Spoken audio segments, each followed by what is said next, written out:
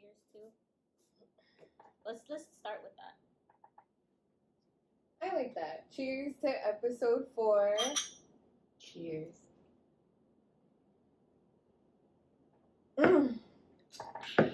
Welcome to Highness Talk, where we talk about health, wealth, well-being, and this journey of life that we're all on. My name is Sydney, and I have these two beautiful ladies with me, I'm Tawny. I'm Nina. and we are all so excited to have you here today. This particular episode, we want to talk about reparenting, since we went over the definition and different types of inner child that people can relate to. We definitely want to get a little bit deeper into where do we go next from, okay, we've identified our inner child, now what? So that's where we come in with reparenting. Definition I found online on reparenting is the act of giving yourself what you didn't receive as a child. Do y'all agree with that? Or, maybe expand in your own words? Yeah, so I would say, like you said, we identified previously with the inner child of what that is, some traumas, some blocks, and understanding that we all have the basic human needs of wanting to feel loved, wanting to feel seen and heard, right? And when those things aren't met, now what do we do? Mm-hmm. And that is, to me, when we get into reparenting and showing up as that parent or as that person that you wanted to be there but just wasn't for whatever reason. Mm-hmm. So now it's our individual journey and our individual responsibility to be that person that we needed. Mm-hmm. Yeah, I completely agree with that, because if not, we're always looking for the external when it's really always going to be that internal feeling that doesn't feel right. So if we keep looking for that external, even if it was from a parent, we're going to be chasing that from outside experiences for forever. A very long time, and how we tend to, of course, check out episode 3 if you missed it. But Get that tidbit in real quick. Of course, had to.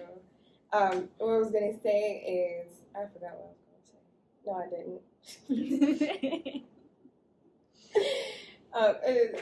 What does it personally mean to you? Thank you. Personally, reparenting is meeting yourself where you were. Yeah. And like we know, it is being that responsible person to look at myself and not necessarily fix myself, but just come to a better understanding of what it is that is attracting me to this person, place, thing, being able to identify that, being able to be aware of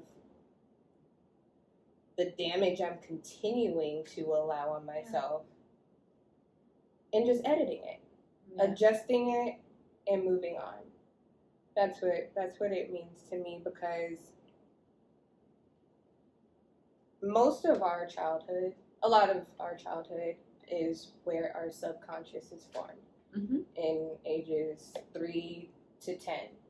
And that is just with all of the environment around us. We, are raised in a way where, of course, our parents did the best that they could, and they probably don't even know or could pinpoint exactly what things affected us in a certain way, but they just do. Yeah. Why? We don't know, but they just do. Well, we don't know yet as a child. Right. Culture and society that we grew up in, that our parents grew up in, our grandparents grew up in, our great-grandparents grew up in. One, all of that generational everything just gets passed down to us, especially if we don't revisit these things. 2, society never really openly taught us conscious awareness. an awareness to our actions, an awareness to other people's perceptions. We're not really talking about that. And we're not even giving our trauma, our parents' trauma, our grandparents' trauma any breathing room to even explore, let alone heal. So it's really important that we get into that and talk about how we can start fixing that for not only ourselves, but our children and our children's children. So I was going to say, one of the things that just came to my mind from previous episodes is when you were talking about finding the root of the issue. And that's exactly what reparenting is doing. It's helping you to identify what is the root cause of why am I seeking an external approval, validation, appreciation, anything that's external and I can't find it within myself. Why am I doing that? Let me look at the root. And once I identify, like, oh, well, maybe I was always seeking a parent's approval, right? And so I didn't get that. So now I've been seeking it elsewhere. Reparenting comes in and gives that approval that you've been looking for and approving yourself. And I feel like when you go through that process, it changes the trajectory of your life because now you're no longer looking for that. You've addressed the root that's been leading your life. Yeah, as you go into the room, it's like without doing that, taking that step into acknowledgement, we can't see those habitual patterns. And even when I was saying autopilot before, it's like, oh, ding, ding, ding, I'm autopiloting my habitual things. And again, like that reparenting aspect comes in because it's an outlet for us to be like, okay, wait, what are we doing? Acknowledge that. What could we even change? What can we implement to give to ourselves? And without that, it just doesn't, again, you're just going to keep doing the patterns from generation. That's what's beautiful about being in this society we're in now, because I feel like there's so many people making inner child work and reparenting such a big discussion topic. And it's needed so that your next generation that comes in knows how to do this kind of work. Right. And I do want to follow up on that with, remember on the last episode, we went over how we each talked to our inner child. What would you say to someone who only speaks to their inner child as they were spoken to as a child? So if they have a not so great relationship with their mother, which is so sad to me. Like just that story, anytime I hear it, I get so sad because hurt daughters hurt daughters. And it's just a cycle that keeps going. So it's really important that we learn to not talk to ourselves in that way. Especially like if you have a narcissistic mother, you have a jealous mother, things of that nature. It's super, super important to not talk to yourself in that way that you were raised. So how would y'all and I think this is why it's important to pause and acknowledge all of the things that we talk about. Not just this, but everything we talk about is a process, and it needs time and it needs space. And so to address your question, forgiveness needs to take place. You know, forgiving the person that did teach you that was a normal way to talk, that was the right way to talk, because you know at this point in your life that it's not, and you know there's a better way. And so without that forgiveness, you're kind of holding on to bitterness, resentment, and all these other things. And it's not, this is, you know, a cliche thing, but it's because it's so true. The forgiveness is not for the other person. It's for yourself, to free yourself and to be able to move forward. And once you go through that space of forgiving what you learned when you were younger and what you picked up and knowing and just letting yourself say, what I learned previously, there was some good things and there was some not so good things. What do I individually want to alter and shift to do differently in my own life?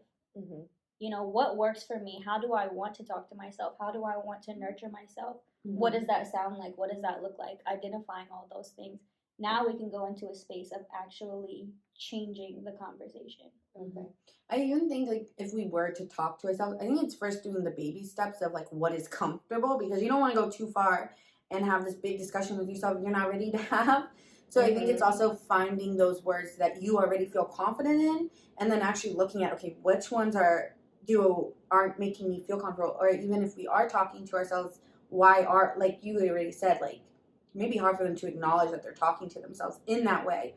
But even if they were, it's like, well, we would want to start off small on, okay, what words do feel comfortable with us? Because when I was really insecure, like very, very insecure with myself, when I was trying to get into an affirmations, which if we don't know what affirmations are, it's just saying words that help us kind of project ourselves into a present tense, like I am confident. I was not comfortable saying I am confident because I did not feel confident. Yeah. So I had to start off small with words that did feel good, like I have a voice. I am enough. That was my first one, I am enough, because that kind of led me into my confidence building. But again, finding those little words that do make us feel comfortable, because we can't jump to things we can't say yet.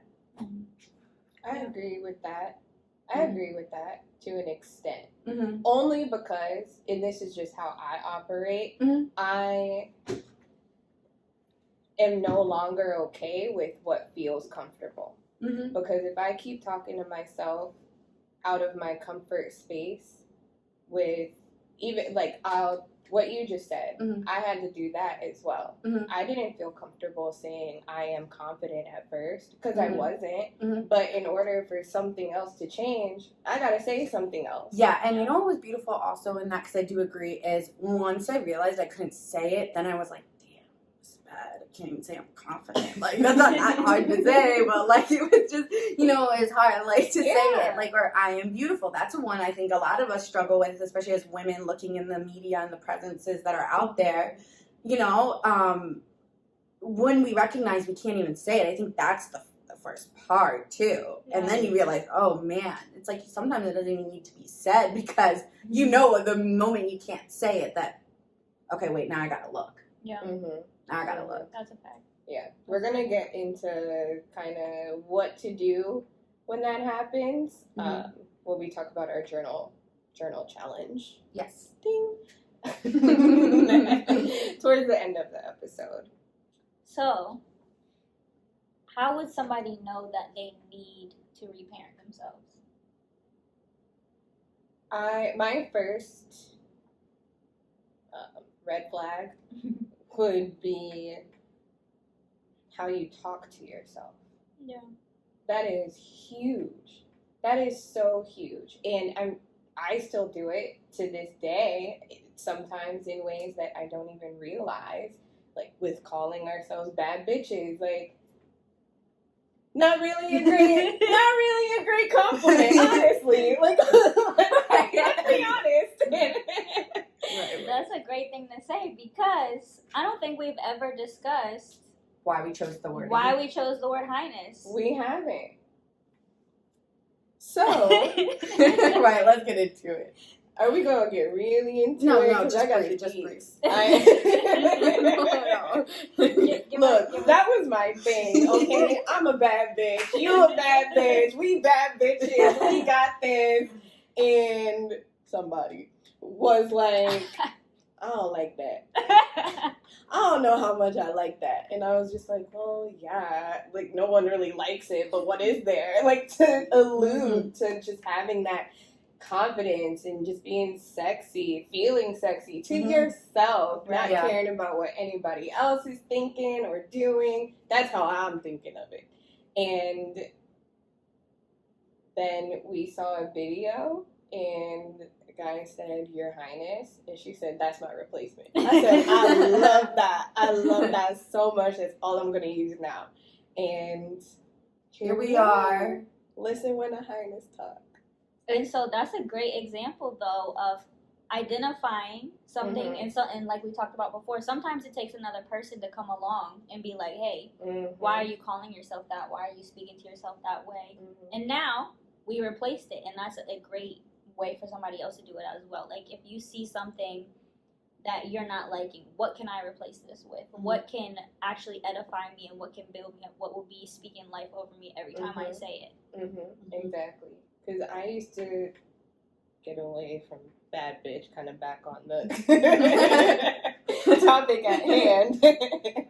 I used to be harsh to myself. I used to be mean, and I will say that was really from a connection that I had with people around me. Excuse me. And I would be like, why don't you get this done? Why don't you do this? And why can't we just be like this? Like in the last episode, comparisons is a dirty, dirty trick that your mind will play on you. And getting out of that. And for myself, it took a little bit. It took work. It took work to get me out of talking to myself in that way. And I'm also, which is pretty funny, I listened to a voice memo I made last year, and I was just like, we need to just talk nicer to ourselves. We need to be kinder to ourselves. And I was like, girl, that's what I'm saying.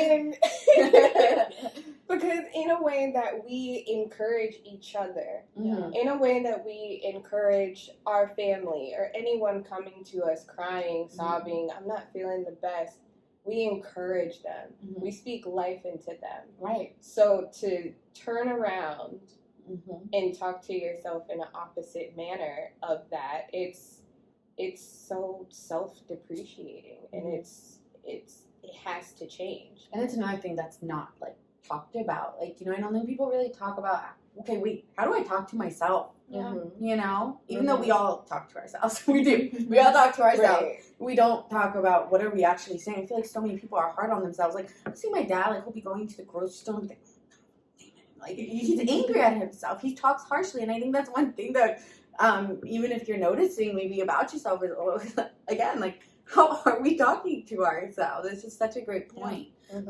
But Tanya, how do you think you need to do it? I would say the biggest thing that sticks with me always is just like what you said. We are the most influential person in our lives. You know, we always, when that question is presented, we always like to name an outside person, a role model, a celebrity, or whoever. But in reality, it's us, because we are talking to ourselves all of the time. So what we are saying to ourselves is so imperative. So for myself, I want to talk the same way as I would want someone else to speak to me. And sometimes we can be nicer to others than we even are for ourselves, you know? And so I guess that's my biggest thing, is like, how would I want someone else to talk to me? And if that is how I want them to talk to me, why would I talk to myself any less? So I should be talking to myself the best, actually. Exactly. Like, we're all we got. Yeah. Right. Me and me, you know.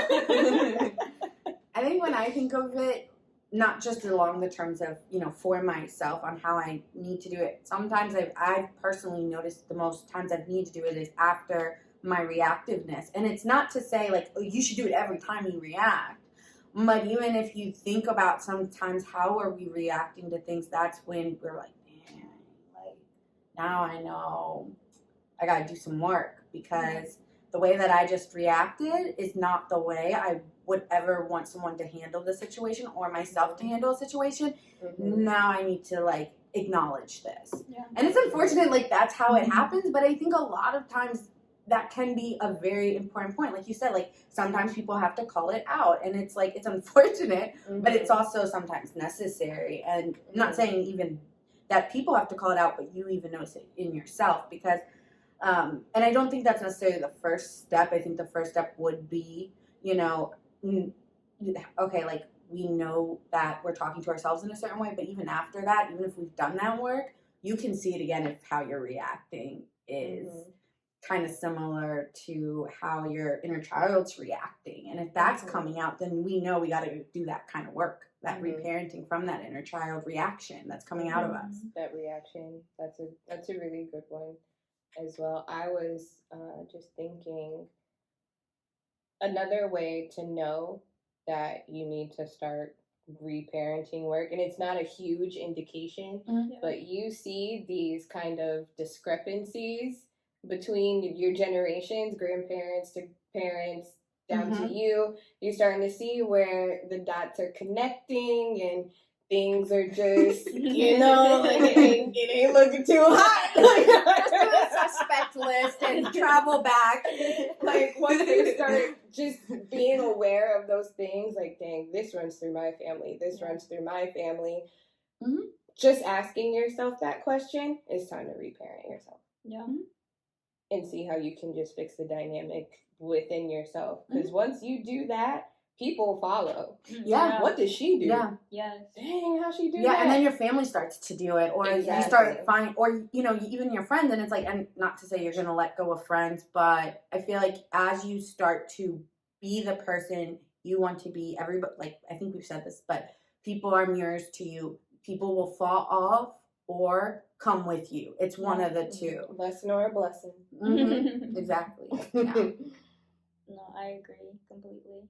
People, our families, they will see the shift and usually follow suit. And there's been times where it's like I've asked people in my family, why do we do X, Y, and Z? I don't know. We've always done it. It's tradition. Okay, well, why? I'm Right. that person. I want to know why. What is the benefit? And if I don't see the benefit, I'm gonna switch it with me. Point blank. Period. Yeah, and so as we get into that, like, so who do you think needs to be reparenting? Who? Everybody. That's what I was like. Oh, who does it benefit? Who does it benefit? Oh, who could benefit from reparenting? Well, we already touched on that slightly. Our family, the ones that surround us, our friends, because when you start reparenting yourself and you get to a certain place where your inner child feels seen and heard, it took a lot for you. It took a lot of time. It took a couple of shifts and just growth with anything. You go forward, you come back a little bit. You go forward some more, you come back a little bit. It's once you get to that place where you and your inner child are just on the same team, it looks like a complete 180 to anyone else. Because no one's going to understand what is really going on within you, ever. Really, truly. Like, no one's going to know. Yeah. Be finding sociopaths and psychopaths all late because we don't know like what they're really thinking. Well, we're gonna go on to the dark route now. Let's take that turn in. We love dark humor around here. Somebody call me. And I heard once that you are still at the age that you were traumatized. Yeah. And I mean, trauma doesn't only have to happen in childhood. Yeah.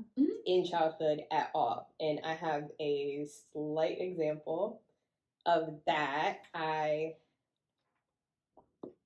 23, 24 years old, and was attached to a very narcissistic person. Very, very. And I was in rock bottom when I was with this person. And I would do this thing where I leave myself like voice memos being lit or something funny is happening or, and just revisit it whenever I feel called to. So today I went through my voice memos, like I said a little bit earlier. I went there for a completely different reason, which we can definitely get into on another episode because that joint was funny. But I started listening and just clearing out digital energy. Yeah. Because I haven't done it in there. Like my pictures, Snapchat, Instagram. That's all been great, but not the voice memos. So I find one that I purposefully did not listen to. Because I remember exactly where I was, how I was feeling, and how in such a dark place that I was. I didn't want to listen to it again. Mhm. I didn't even want to play it for anybody Mhm. because who knows what would have happened? That would have been on my head, like people would have hated this person just hearing that audio. And I listened to it today and I was like, oh man, this is the one. And to just like keep listening. I wanted to turn it off so bad. I wanted to turn it off so bad. Not even because I didn't want to hear it, but because I knew I was in a different space. Yeah. However, my inner child was still there. Yeah. My inner child was still there. And I thought it was so crazy to just listen to it today and be in a completely different space. And I had to put yourself back. I started crying before the audio even finished. Of course, I started crying. But you know me. Fresh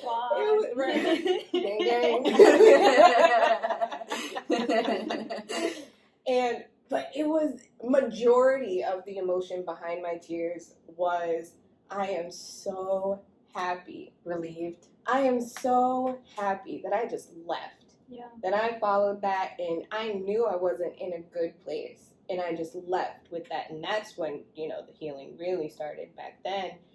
And when the audio was over, just sitting there and feeling all of the emotions that came up, of course, it was uncomfortable as hell in the beginning because my inner child was like, no, like, this is reminding me of what we already went through. And then I had the most pure conversation that I've ever had with myself, just saying how, we did what we had to do to survive. And I'm so proud of you for how long you took that and everything that we went through together. And it was so crazy in the visualization. Like, I got on my knees, like, eye level, and I was just like, I will never abandon you again. Give her a moment. Say one of those. Exactly. And I feel so good. It was just, I was doing myself a disservice, and I didn't realize I was doing myself a disservice by not listening to that audio. Because that was not even knowing. It was just still a hold and a block, and it feels so good. When you just know how to talk to you and just get you out of this funk, especially ones that you're not even aware of. Yeah. So, I say that because it is a positive to feeling uncomfortable. Question is, for people, how do you know when? Okay, how do I say this? Because I had it in my mind, but then when I put it out there, it's not translating. Okay, so my question was to you is, you said it felt good to talk to yourself, So how do you get to that point for people who aren't there? Do you think it's just how do you feel safe enough? How do you create that safe environment? What do you guys think? Do you want to take this? I feel like I was going on a rampage. Wet my whistle first. No, I think it's exactly what you said. It's creating that space and letting yourself know, having that internal conversation that you are safe now, that you are showing up now. Like you said, I'm not going to abandon you again. And it's sometimes like, hey, I got this, or I'm here now. You're not alone. And all of this is happening from your adult self talking to your younger self of whenever you needed that. And it's a lot of internal conversation, just kind of like coaxing your inner child into comfortability, into safety, because for so long, every time they might have expressed themselves or wanted to be heard or wanted to be seen, it may have gotten shut down, or it may have tried to step out in a something got repeated, a pattern got repeated, like, oh, Mhm. nope, not safe. So Right. what can you do differently? What can you say differently? How can you show up differently for yourself to let your inner child know the pattern stops now, Mhm. the habit stops now, Mhm. the unsafe space stops now.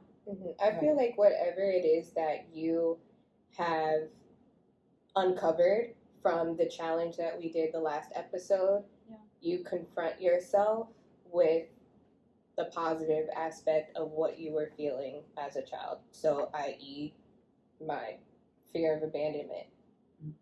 And then me coming back in and saying, I will never abandon you again. I think that is a big thing. Being, like the affirmations before, being insecure about your physical features that you were blessed with. I am beautiful.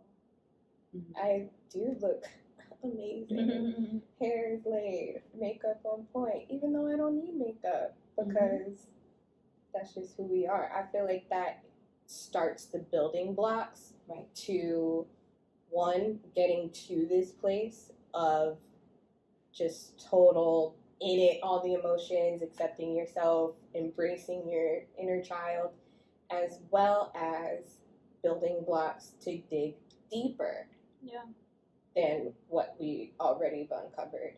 Because we are multifaceted, multidimensional beings. And we got a lot of little creeks and crevices and stuff that we can explore. Yes, they usually do come down to, you can count on one hand what it boils down to, but it sometimes, and for some people, it takes a while to find that. And that's okay. That's totally okay, because it's okay to let your inner child come to you and express it how they feel in that time, in their time. I agree. I was gonna add to that. I love affirmations. Wrote a book on it, but Check it out. It's amazing. Alongside of that, what are the actions that we're doing to accompany that? Because one of the things that I have my clients do is stand in the mirror with no makeup, for women especially, raw face, because that's the time when society is like, that ain't it, right? But even looking at yourself eye to eye in the mirror and having that conversation while you feel at your lowest, or while you feel like society would deem you the least pretty, telling yourself all of those things about yourself. Yeah, I've done that one, and it's really, honestly, it's a beautiful piece to do to yourself, because I've done that, and it's like so crazy to think like I'm doing that now, considering at such a low point I was in my early 20s, especially like your late teen years to your early 20s. I feel like that's a point where you start really seeing yourself. Whereas like, at least for me, maybe not for you guys, I don't know, but like my early teens, I was so numb. To the point where once I got to my early 20s, it was just like I was just so like everything was just so negative from the numbness from before that it just carried over. But so now to see myself at like an older 20s, maybe I'll put my age out there. Like, now I'm in my older 20s, I'm like, wow, I can actually look at myself in the mirror and say that to myself, which I would not be able to do 5 years ago, probably. I feel like the only thing that changed was my belief system. Your belief, and your awareness to it. Owning it. Because, with affirmations, we want to get to that place. We can say them, but are we owning them? Do we actually believe them? Are we able to speak them with confidence? Like, nobody can question me about it because I fully believe it. I fully own it, I love affirmations so much. I've started this thing that we'll get into on another episode. Everything's for another episode. Just keep staying tuned. Because I'm trying to stop myself from just going all over the place. Honestly. All these ideas, and I'm like, we can do that next, and we can talk about that. It's crazy. What are some, and I'm bringing this up because I want to talk about one thing that happened, but what are some things so once we talked about like the mirror exercise, what are some physical things that you guys like to do that is letting your inner child either engage with them or express themselves? Like, what are physical, tangible things or exercises or habits that you guys do? Dancing, for sure, for me is a big one. Like, I love watching myself dance in the mirror or, like, have a little bit of singing. Even though I can't sing, it doesn't matter. Like, it's what I used to do as a kid, just dancing and singing in my room. Yeah. And, like, just drawing is really fun for me. Like, I love abstract drawing. Like, even from a kid, my grandma has some stuff posted. So I do that constantly. Like, that does not stop for me. Yeah. For me, dancing. For sure. So I grew up dancing, so that's just a part of me. That's not going to go anywhere. Singing, my family will tell you. It was one day. It's pretty funny. Now I'm thinking about it. I totally forgot. I was singing in the shower, and I had my own little Amazing Grace rendition, like, Amazing Grace. Like, it was so bad. Like, honestly. But now I blast my music, and I sing. Yeah. I sing to the top of my lungs in the car, because, you know.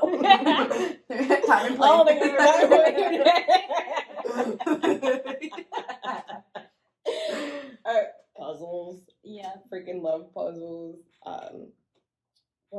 Baking cookies. Yeah. You remember being a kid and decorating cookies? Oh, especially easy bake around oven. I should Christmas? get one. I should get an easy bake oven. You know, the little one where you put, you guys know what it is? I know what it is. Oh. But you heat food up with a light. Like, No, that's it. but I don't bake. I easy bake. We got air fryers I'm just now. kidding. I shouldn't do that. I shouldn't do that. Yeah, you're right. We got air fryers. But is that like, But just make cookies. but is that doing something? I feel like that the easy bake oven is so traumatizing for me. Oh, okay. What happened? I'm sorry, that's not funny. But I it's know. just funny What how it happened was to set up. You're all Okay. excited about it, and she's probably like in shambles. She said, like, I'm like, guys, look what I got. Take it away! Yeah. Y'all know, like, I just be coming with the dark side and stuff. Here we go. What happened with easy bake? No, I really want to know. Yeah, I'm really curious. You gotta say. Did you so burn yourself? no, it was just traumatized. Listen, so I grew up really, really broke, like super poor, right? And so like we didn't have money to get like birthday cakes and stuff. So like I baked my own birthday cakes with the easy bake oven. So it was a little traumatizing. Actually, I could definitely see that. Like, so now if I see one, I'd probably like kick it across the street. Don't worry, I will never bring one now. Like, Fuck you, easy I- bake oven. it's a light. Do I gotta heal from an easy bake oven? Damn. Oh, like, you know, pet the easy bake oven, give it a kiss. You know, and Thank then you throw it in for the trash. being what you were Yeah. at the time. Let's start with a brownie and not go straight to cake. Donnie, what about you? So, well, one thing I do want to talk, like, I swear, like, I don't be trying to be dark, you know? It just happens It this just way. happened. I don't know if it's because, like, Capricorn vibes. I'm not Yes. sure. But, like, I'm aware that we age backwards, right? Mm-hmm. And I feel like I didn't act like a child when I was a child. And my mom will even say that, like, I wanted to, like, be organized. I wanted to do my own thing. Like, don't Independent. don't treat me like a child. Mhm. I did not have anything like that, which also robbed me of playfulness and that whole side of childhood. So now that I am getting older, I realize like these moments that I do allow myself to play and have fun like a child, I'm like, yo, like I didn't get that, you know? Well, a question. What did you do? Like, you have siblings, right? So, like, was there activities you did with your siblings that did make you feel like a child? Because, and the only reason why I ask is because, like, I think my sister was very much like you, like, wanted to grow up fast and adult fast. And I think one of the times that she really ever felt like a child, at least is what she told me recently when she heard our last podcast, because she really identified with what you were saying, was that it was actually like only when I was around her that she actually did. So do you think there's like things that you did with your siblings that kind of invoked that out of you? I mean, like, we did typical brother and sister stuff, like beat each Wrestling. other up, wrestle. Like, Oh yeah, don't do that. Don't do that now. Don't do that now. So I was the only girl, and it was two older boys. So basically, like, I got beat down, I got slammed. They practiced all their wrestling moves on me. Yeah, don't do that. So like, pretty much it was just all traumatizing. It's fine. Like I just see you now, like let's bring out the MMA. No, like that's not a good idea. I've been small my whole life, so they're just like, Oh my God. Yeah, but I don't think I'd want to fight with you. You probably know some stuff, like now, like you'll probably be like in my eye, be like, ow, you know. Freaking reflex. Just Yeah, I feel like memory she probably really She knows. got that defense on lock. Yeah. Like She was just taught, like, she's just That's like a fact. Karate Kid over here. Like, never mind. Maybe that's how you get your inner child out. You do, Like with a like- pillow. you learn to defend yourself in a No, different yeah, way. yeah. And so, yeah, but now I'm fine. I have to find ways to feel young again and to feel playful and all of that stuff. And so one of the things I was I had so much fun. We went to a selfie museum and we played in those balls. I was wondering where you There's guys a ball went. I pit. was like, It was a ball wow. pit. Like, It that was was so much fun. I Where is missed that a ball pit. I never realized how much I missed a ball pit. That's what I'm saying. Like, and, Ball pits are really fun. It was so much right, fun. being an adult, like, ball pit could mean something that we're not talking about right now. We never want to go to the ball pit. I don't want to do that. And we had a ball. We had a ball in that. But there's another one in Tyson's, but I really want to go. Yeah. Yeah. So we're gonna go to the other one. Okay. so we went over what is reparenting, how do I know I need to Who benefits Start. from it? reparenting, who benefits from it, why do we need it? Why do we need it? Yeah. Which I think we've kind of touched on a little bit, but Mhm. you know, to be able to move freely in the present and in the future, where we're not being led or moved by these blocks and by these triggers and by these lack of needs being met.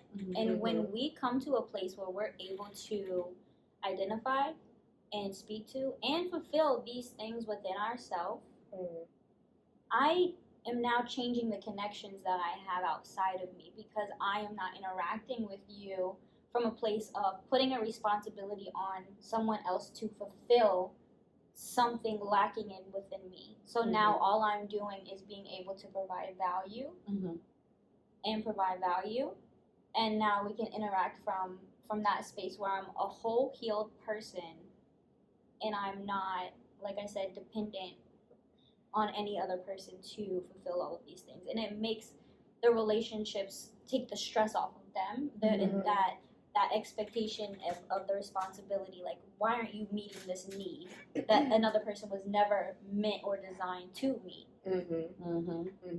Taking that expectation just off of other people because we've identified it within ourselves. Beautiful word.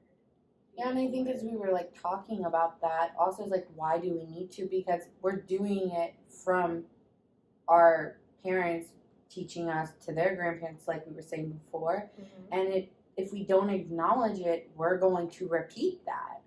So, you know, going into that, like if I was talking to one of my parents, it'd be like, well, that's just who I am.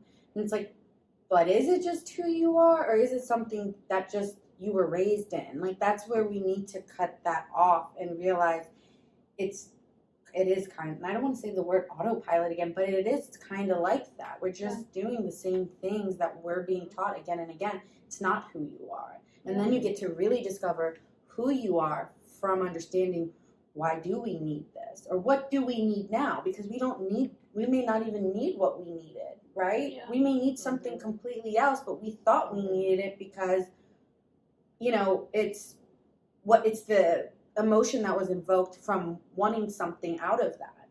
So Yeah, no, I like that. Me too. And knowing that we don't have to stay the same. Just because something happened to us in the past, just because we experienced certain things, just because my life played out a certain way growing up, I don't have to stay in that space. You know, it like you said, it's not who I am. It happened to me. I experienced it. Now, what can I do to heal as an individual? And how can I move forward and put myself in a position to be better? I don't have to lean on having a sad story, sob story, and letting myself go into a victim mentality.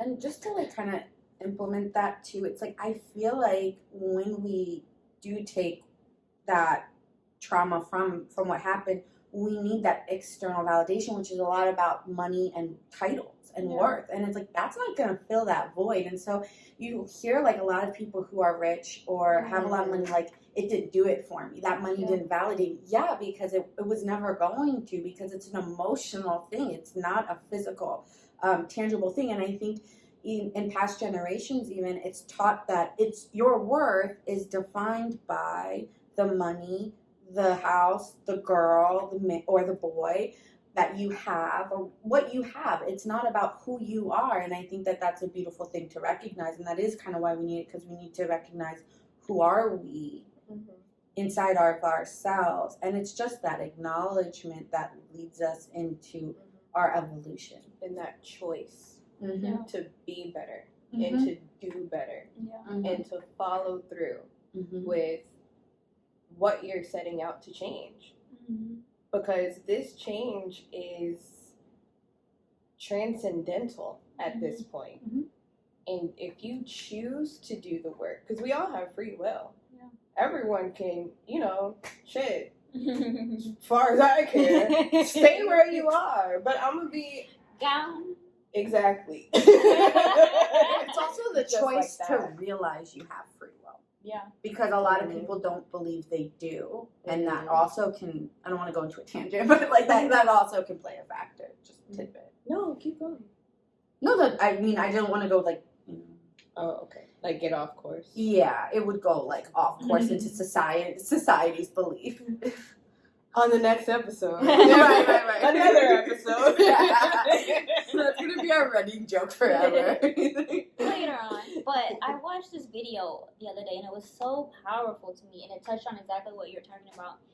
And it was a young boy. I think his name's King Na, if I'm not mistaken. But he was like, prior, men have always taught their sons and their children financial intelligence, if you're lucky. And what to do, how to gain it, how to keep it, da-da-da-da. But they don't teach their children emotional intelligence. What do I do with my feelings? What do I do with my emotions? And if we don't see that example of our parents, because a lot of times our parents like to hide it away and act like nothing's going on, or I don't want my children to see what I'm going through.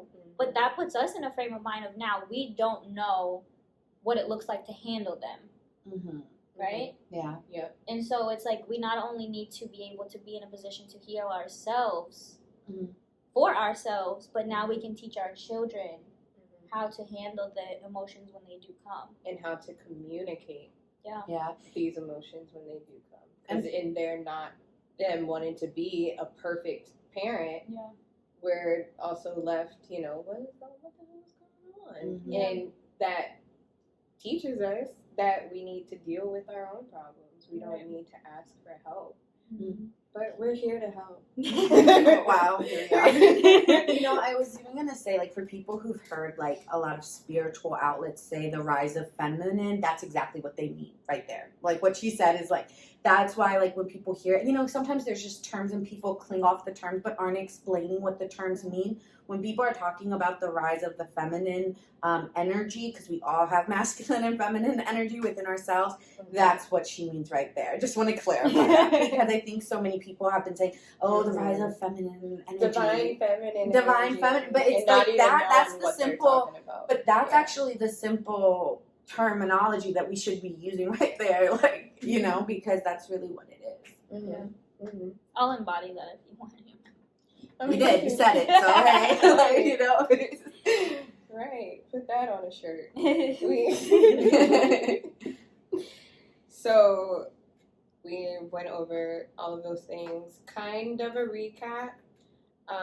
Again, about our childhood is where our subconscious mind is formed. We can only give to other people what we're used to receiving or giving ourselves. Yeah. Which is a crazy just fact in itself. I think you should go even deeper on that. You know, we not only do that, right? Like, I want people to, sometimes you hear something and you miss the actual gold in what you just said. Mm-hmm. And that's what I mean by go deeper. Like, when you say the quote that you said, what does that mean to you? What does that look like? Give me an example. Oh, I gotta read it again. Like, I just, I was just writing all this stuff down, you know? Okay. We're only available to people in a capacity of what we're comfortable with. Yeah. Giving ourselves. Yeah. It's also like, how do you get out of that comfortability and into the uncomfortable? Mm-hmm. And I think that's when you have to let go a lot, because then you start to having to let go of your own habits, your own, like, people. I mean, everything starts to kind of just shift once we do this work. Yeah, because let's say, how can I unconditionally love you if I don't unconditionally love me? I don't know what that looks like.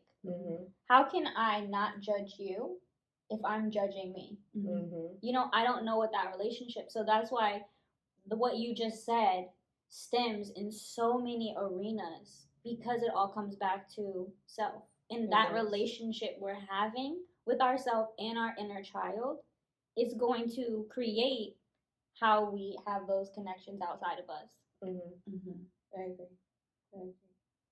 Did y'all know it's like I don't like to use the word pillars, but like blocks in reparenting? No. Thank you. Did y'all? Like, please do tell me more. So we can definitely get into. Did you know? Silence. Crickets. I didn't hear it. Add the cricket noise here, please. It's on your phone. I add the cricket noise. Write that down.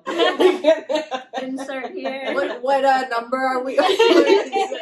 What did that say? 52. That was 52? Okay. Yeah, 52, 57, 58, 59. It was 50. Still counting? I was like, okay, so we got to 59. I didn't know it was next. 0. So, the pillars.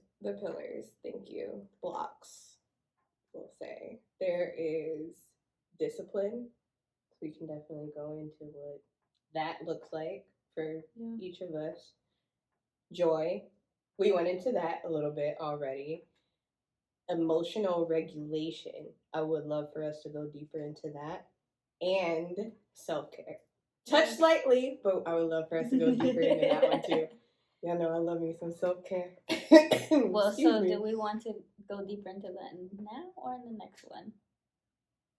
Ooh, we are at 53. Because I was going to say you want to do... Yeah, I think it's gonna go over. That's like a whole other chapter. We can break down all those topics in part 2. Part 2. Awesome. Sounds good. So But then we're gonna wrap that up. You I do guess. have a challenge.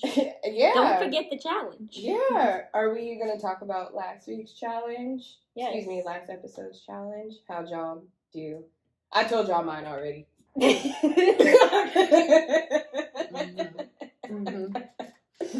We had a great meeting. Journaling and all of that stuff. You see, I got 3 notebooks right here of just awesomeness. Mine's just gonna be kind of, I guess, random. I'll just go off a little bit about what I talked about as far as, understanding and identifying that I didn't really have a lot of those like playful moments. Do you want to talk about what the challenge was? Yes. Okay. Sorry. What was the challenge? What was the challenge, Nina? Oh, okay. Well, the challenge was to sit and talk to our inner child and write down what. I mean, I did it. What'd you do? Well, I mean, I sat. Okay, wait. Well, we're taking away from her. Yeah. Nina, what? Wait, You just interrupted her to say, well, don't we want to talk about what the challenge was? Okay, you got the floor, boo. You're the one who always brings the challenge up. Okay. My bad. Okay, so, but I was going to talk about what I did in the challenge, and then I'm like... Why can't you do both? All right, what was the prompting of the challenge last time? The journal prompt? Yes. What was the exact said words? Do we know the exact words? I thought it was talk to your inner child, like write a letter to your inner child, as if of where you are now and what would you say to your inner child. Yeah. Bet. So, back to me. Great. Was that too much pressure? I'm sorry. I kind of blinked. I was like, oh shit. I'm not gonna lie. I was like, wait, Nina. And then I was like, but then when you guys kept asking, I'm like, she knows the answer. Because she did it. She knows it. But it took a second. Okay. Sorry. No, go. you actually said the challenge in that last episode. Huh? You said the challenge last episode. Yeah, that's how I knew it. It just took a second. Oh, okay. Sorry.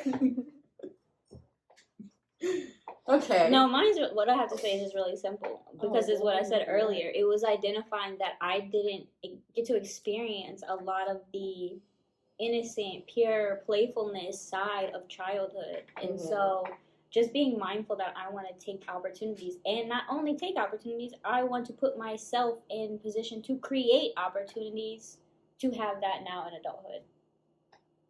I love that.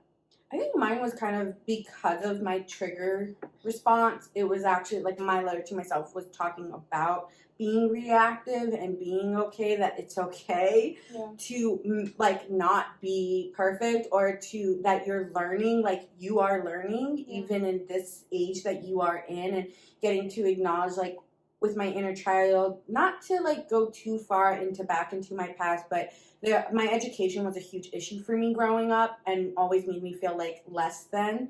I don't want to like go too far in depth. So there was a factor within writing that out that like, that my education has to define my worth, and having to be like kind of kinder to myself and messing up or learning, and it's okay to learn, So. I love that a lot. Yeah. It's okay to learn. Always and forever. Yeah, and as much as we're talking and giving our advice and expertise and knowledge, we are always, and I can say this confidently about each of us, we are always in a state of being open to learning more. Yeah. Because nothing is a coincidence. Everything, like I said earlier, lesson or a blessing. So, what's up? Like, Yes, but having Virgo placements is a little hard. Like, could you have that, like, perfectionist, like, mentality? Not to say, like, other signs don't. But if you're a Virgo, you know what I'm saying. Or you have a Virgo placement, you know what I'm saying. It's hard. I got a Virgo moon. Yep. I used to be so... Now, this is just total off the record, maybe. I used to be so upset that I didn't have any Virgo placement Really? because, yeah, Virgos are the shit. I Like, mean, okay, I continue. love Virgos. Like, well, when you put it that way.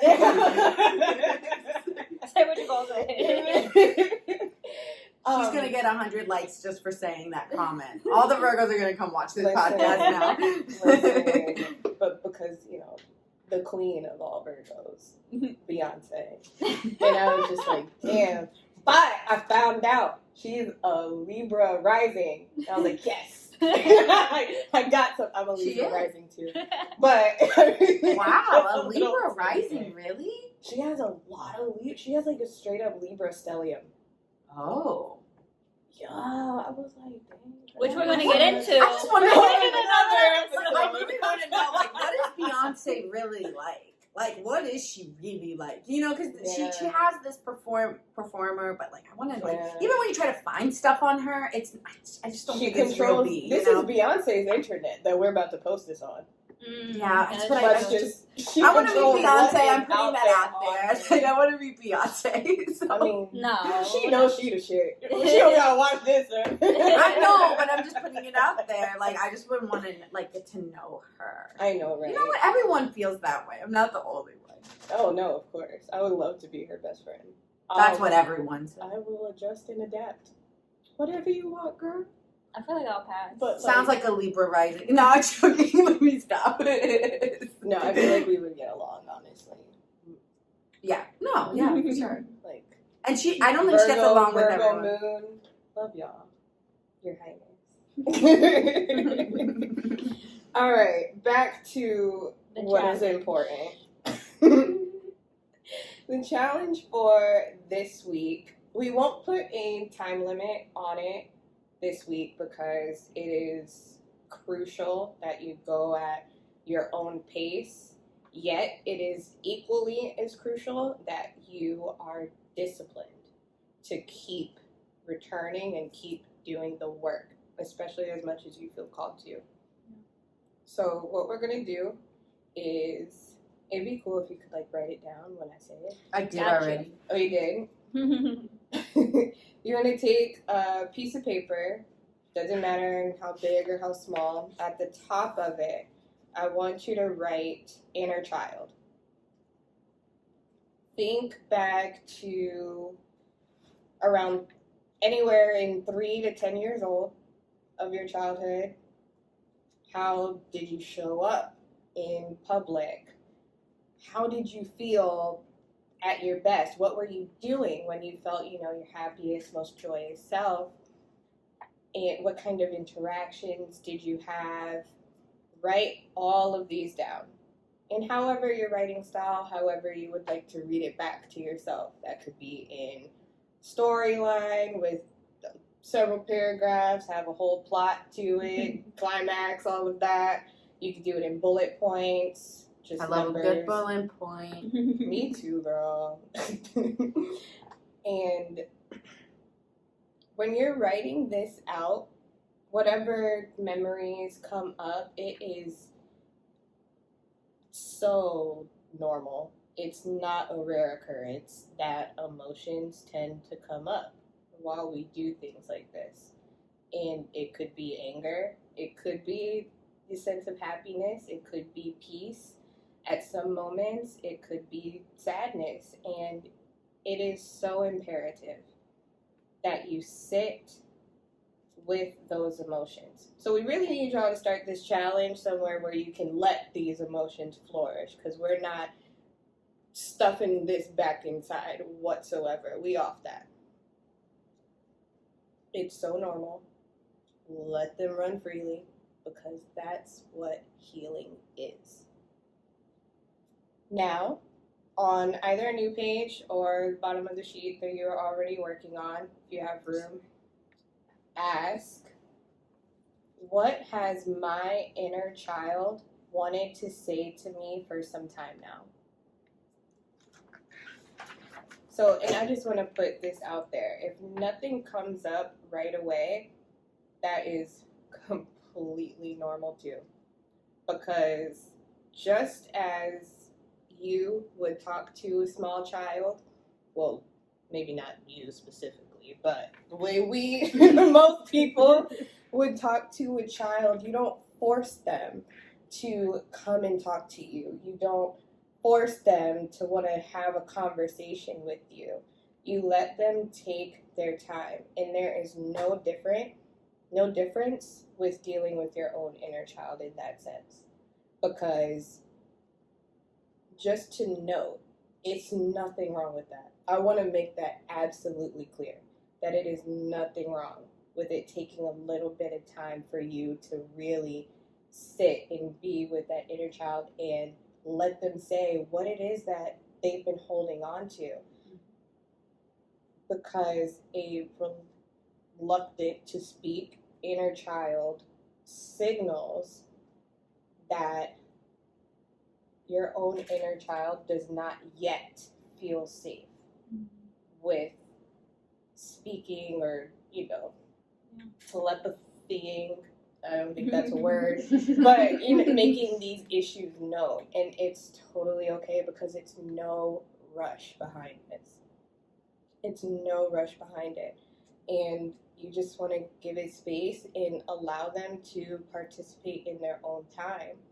Now, if you do have that answer right away, what your inner child wanted to say for some time, don't judge the answer.